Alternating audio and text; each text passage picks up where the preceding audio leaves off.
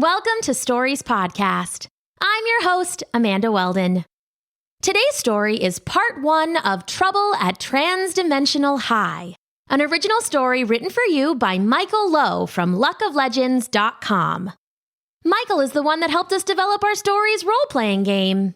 Tune in to the end of the episode for more information about him. Thanks! Enjoy the episode! Trouble at Transdimensional High, Part 1. Petra pushed her hair out of her eyes and scowled at herself in the mirror. Ugh, first day of class. Honey, you fall in? Her dad thought he was hilarious. He'd been extra perky and jokey and so frustrating ever since they pulled her out of school and moved her out here to the middle of nowhere. He'd made excuses and explanations and every other kind of parent move, but they both knew why. 'Cause of what happened and what was wrong with her. She checked her phone, sitting on the sink beneath the mirror. No texts, nothing. Like Harriet had completely forgotten or just hated her. She pushed the bathroom door open and marched past her dad and into the kitchen. Pancakes. He'd made pancakes. He was trying hard, but Petra wasn't going to make it that easy. She plopped down, swamped the pancakes in syrup, and started eating like she was at war with her breakfast. Her hair, always disobedient, kept getting in the way, trying to snag bites. Petra was a gorgon.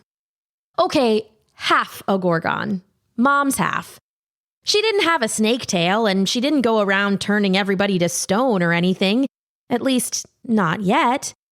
Mostly, her hair hissed and bit stuff, though most humans didn't or couldn't seem to notice, and she had to wear sunglasses to keep from giving people headaches, or worse.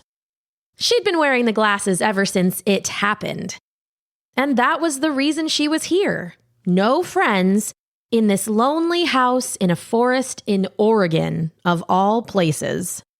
Even Slick, her python, hated it here. It was too cold, too wet, too strange. He had to spend nearly all his time in his tank with the heat lamp on or he got too cold. Except for when Petra wore him around the house like a sash, her body heat keeping him toasty. She glared at the pancakes.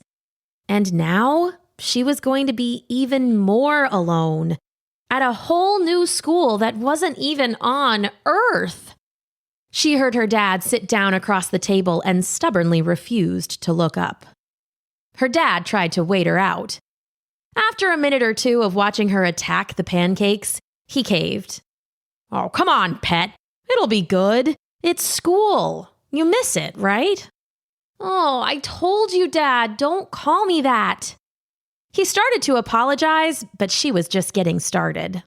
I miss my old school. I miss my friends. I just wish... She cut herself off and stabbed a piece of pancake angrily. One of her hairs hissed and snapped at the air. Look, kiddo, I get it. It's all different. And that's my fault. I'm sorry.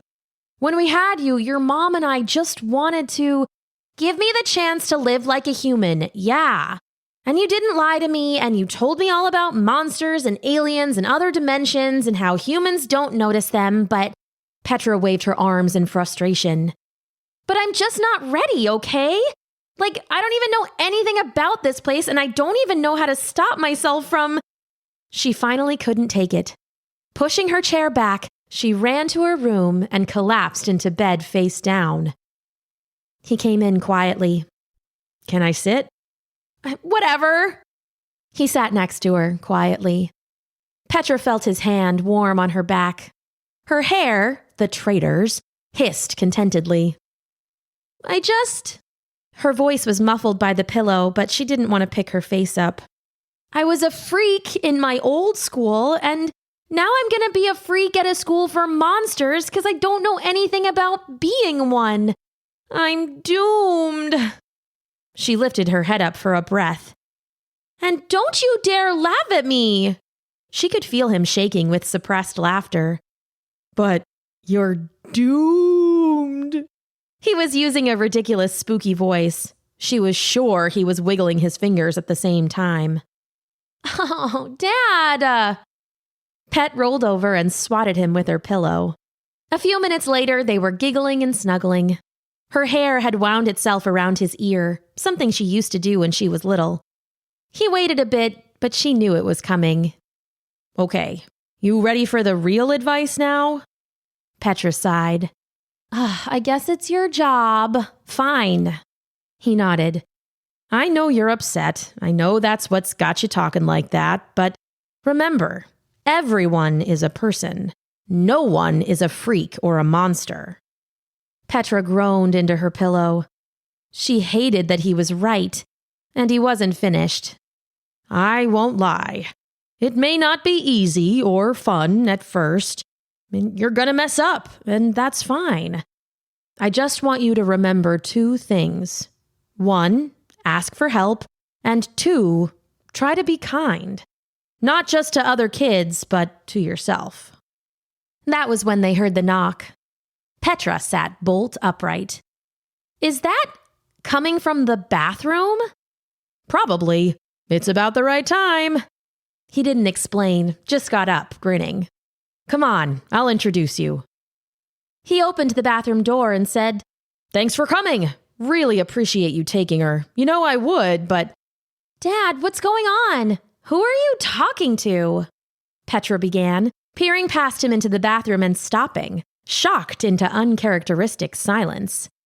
There, seated on the toilet seat... No, that wasn't right. Halfway out of the toilet, with one arm hooked over the seat, was a person, she reminded herself. Only small, green, with red eyes and big bat-like ears. And it was wearing a top hat. Hey, you kid. Name's Fidget. Your dad and I go way back. Last time I saw you were my size. Now you're all tall like him. It hooked a thumb at her dad and grinned at her. The teeth were pointy. Dad? Petra was trying, really trying, to keep cool. Like, she knew monsters were a thing, and technically she was one, but having one come out of the toilet was a bit much. Yeah, sorry, Fidget. Petra, I asked Fidget to take you to school, since humans can't go to Transdimensional High. Fidget is an old friend of your mom's, and he's got the magic to take you. But really, did you have to go with the toilet for her first time? Fidget grinned. You humans, so fussy. It's perfectly clean. It's a portal. Only dirty part is where you put your butts. He cackled and knocked knobby knuckles on the seat. Petra's dad shook his head, then turned to Petra. Okay, kiddo. Glasses? Petra fished her mirrored sunglasses out of the zipper pocket on her backpack and put them on. Check. Backpack? Check, okay? Geez, Dad. She shouldered past him into the bathroom, pretending to be more confident than she felt. And no Slick, right? Obviously. I'm not taking Slick to school. She stared at Fidget, not wanting her dad to see her face. Fidget raised an eyebrow, then winked, almost like he knew. Her dad held his hands up. Just had to ask. He looked at her, and she could see it. He was going to cry, and if he did, then she was going to. So she turned around. Up close, Fidget smelled. Not bad exactly, but like a weird combination of mint and wet socks. He hopped out and waved grandly at the toilet. In the middle was a swirling blue pool of energy. She looked back at Fidget, wondering if she could even fit, and he nodded. Don't worry, all safe. After you. Bye, Dad. Love you, pet. She took a step, and the world flipped inside out. Fidget was first out on the other side, then reached back one wiry green arm for Pet. She heard his voice. Come on through! Poking her head out of the portal, she found herself halfway up a tree. Fidget gave her a hand and she pulled herself through and out onto a branch. Petra looked down, felt a bit dizzy, and leaned back against the tree, patting herself to check she was all there. She looked at Fidget, who was sitting on a branch, swinging his legs over the side. Is it always like that? The inside of the portal had been like being lost in mist, but also had given her the tingly feeling she got when she headed down a roller coaster, like there wasn't any up or down anymore. Ugh. You get used to it. Fidget's feet were bare, and he was swaddled in a huge black overcoat, out of which he pulled what looked like a dehydrated lizard. He chomped on it and chewed happily. He saw her watching and held it out. Want a bite? No, thanks, but I had breakfast. She looked down and around, trying to get her bearings. They were surrounded by huge, towering trees, hung with mossy strands. They looked ancient. Where are we? Oh, we're in an ideal dimension. It's kind of the ultimate forest, like the idea everybody has of what a forest should be, if you get me. He took another bite, then grinned again. You lied about the snake, huh? He waved the half-eaten lizard at her backpack, which moved suddenly. She opened the top, and Slick poked his sleek, scaled head out, giving her a reproachful look before looping himself around her neck. She looked back at Fidget, suddenly defiant. Yeah, so what? He gave her a thumbs up. No worries, kid. I get it. I take Twitch everywhere. He lifted his top hat to reveal a huge toad seated on his head. He patted it and it croaked, a deep, shockingly ferocious noise, and seemed to eye Slick suspiciously with weird orange eyes. Slick hissed. Was he scared? Fidget sat the hat back and adjusted it, then stood and edged past her to the portal. Hey kid, go have fun. School's a blast, you'll see. And if you need anything, holler. I'm always around. Technically, I work there. Halfway in the portal, he stopped and tipped his enormous hat. And I promised your dad I'd look out for you, but I didn't say I'd tell him everything. He shot her with a knobby green finger. Better hurry, don't want to be late. And just like that, the one person she knew in the entire dimension was gone. All right then, Slick, let's go, huh? Slick, settling in, held tight with a reassuring pressure. He always knew how to make her feel better. She couldn't have left him if she tried. She wasn't going without the only friend she had left. Almost without thinking, her hand found her phone in her pocket, but she shook it off. There wasn't any point in checking. Besides, who knew what kind of service you got in the ideal forest? She clambered down from the branch, careful not to lose her sunglasses, and looked around. Her night vision helped, even with the glasses. She was standing on a grassy path that wound between trees that covered the sky. A bat-winged form flitted past, followed by a tinkling crew of... Were those fairies? One swung down by Petra's head, a tiny glimmering kid with a set of dragonfly wings across their back. Cool shade, Snakey! Better hurry or we'll both be late. They grinned at her, then sped off in a cloud of sparkly dust to catch up with the rest. Petra realized they must be other students and ran after, suddenly finding herself surrounded by kids of every shape and size imaginable. A huge horned kid with red skin, a pack of furry guys in leather jackets who had to be werewolves, and something with so many legs it was hard to tell what precisely it was. She was swept up as the growing crowd surged through the dark woods, laughing and talking and joking. It was weird. It sounded just like kids always did at school, but they were all so different. She thought her hair made her weird, but all of a sudden she felt terrifyingly, nakedly normal. The sounds and bodies around her felt like they were pressing in, shoving at her. Behind her sunglasses, her eyes started burning, watering. Oh no, not now. She desperately tried to calm her rising panic. She stroked Slick's smooth, heavy body, muttering, "We're not scared, are we, Slick?" The snake hissed, and his thick body gave her a squeeze, and she felt herself let out a breath she hadn't known she was holding in.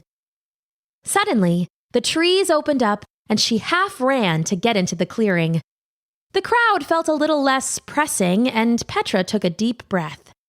She looked around, trying to see where everyone was going. Up ahead, something huge loomed, blotting out the sky. A tower? No, she realized, as her eyes traveled up the immense column. Towering above her, above them all, was an enormous tree. It appeared to soar up beyond the sky, into the darkness and stars twinkling above. In fact, nestled in its canopy, were those planets? Petra shook her head and looked back down at the massive trunk. There, at the base, was a door that looked tiny. As she got closer, she realized it was easily taller than a house. The jostling, noisy crowd of kids was streaming through. Suddenly, Slick slipped off her shoulders. "Hey, where do you think you're—" His sleek form suddenly darted through the crowd, dodging the massive hoof of a minotaur, and she saw what he was after. A tiny black cat was threading its way between the moving legs. "Slick, no!" she screamed, just as his head shot out with startling speed. And the cat shifted, the tiny form blurring like water, and suddenly, Slick was hanging off a girl in all black. She shrieked and slapped at him. "Get it off me!" as he thrashed his thick body, clearly terrified, but with his fangs caught in cloth. Petra grabbed him and pulled, and his head came free with a loud, ripping sound, leaving a hole the size of a fist right in the middle of the girl's shirt. She looked up at Petra, eyes burning. "Your thing just ruined my outfit!" Petra held on to Slick, who had looped tight around her body, and grinned nervously.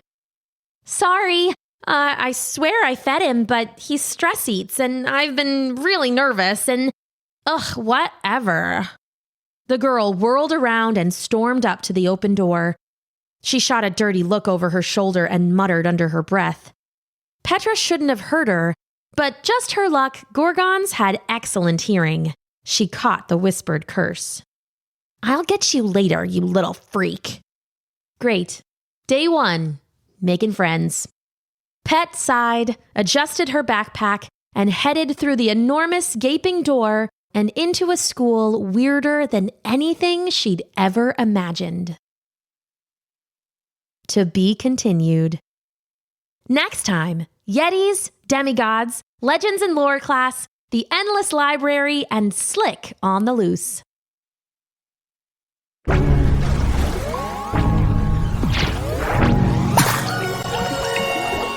Thanks for listening.